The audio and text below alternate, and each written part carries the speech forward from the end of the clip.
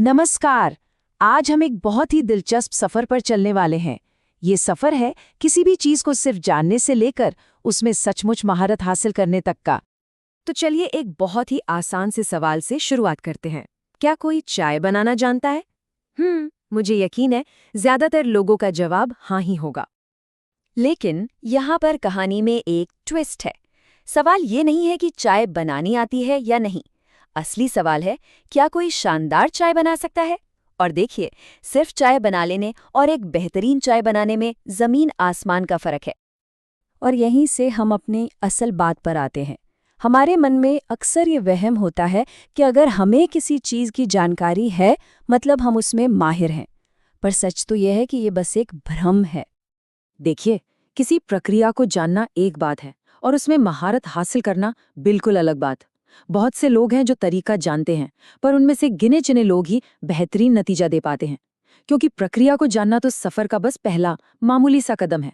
असली महारत के लिए तो कुछ और चाहिए होता है।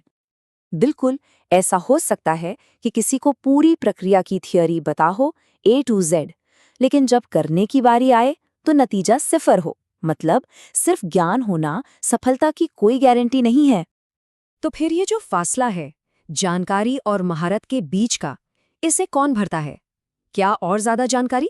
नहीं, अक्सर ये समझ का एक छोटा सा लेकिन बहुत शक्तिशाली क्षण होता है, एक आहा मोमेंट।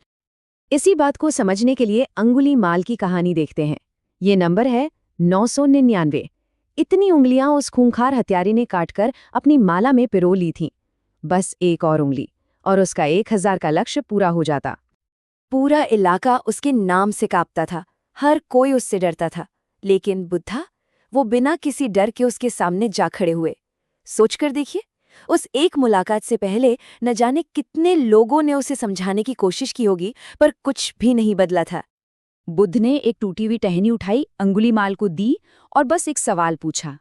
एक ऐसा सवाल जिसने उसकी पूरी जिंदगी बदल दी।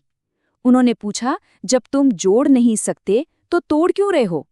तो मुद्दा ये है कि वो सिर्फ शब्द नहीं थे, वो बिल्कुल सही संदेश था जो बिल्कुल सही समय पर, बिल्कुल सही मनस्थिति में सुना गया। जिंदगी में जो असली बदलाव आता है ना, वो एक पल में आता है, एक अचानक क्लिक होता है, जब बात दिल और दिमाग में उतर जाती है। तो ठीक है, वो आहा मोमेंट आ गया, बात समझ आ गई, लेकिन उसके बाद क्या? उस ज्ञान को, उस समझ को महारत में कैसे बदला जाए? इसके लिए दो बहुत जरूरी स्तंभ हैं। और वो दो स्तंभ हैं। पहला है अभ्यास यानी प्रैक्टिस, और दूसरा है मन यानी लगन या कह लीजिए पैशन। तो चलिए पहले स्तंभ की बात करते हैं, अभ्यास। प्रैक्टिस ही वो चीज है जो किसी प्रक्रिया की जानकारी को एक असली कौशल में बदलती है ना? एक बार चाय बनाने से कोई विशेषज्ञ नहीं बन जाता, उसके लिए बार बार लगातार प्रैक्टिस करनी पड़ती है। लेकिन सिर्फ अभ्यास अकेले काफी नहीं है।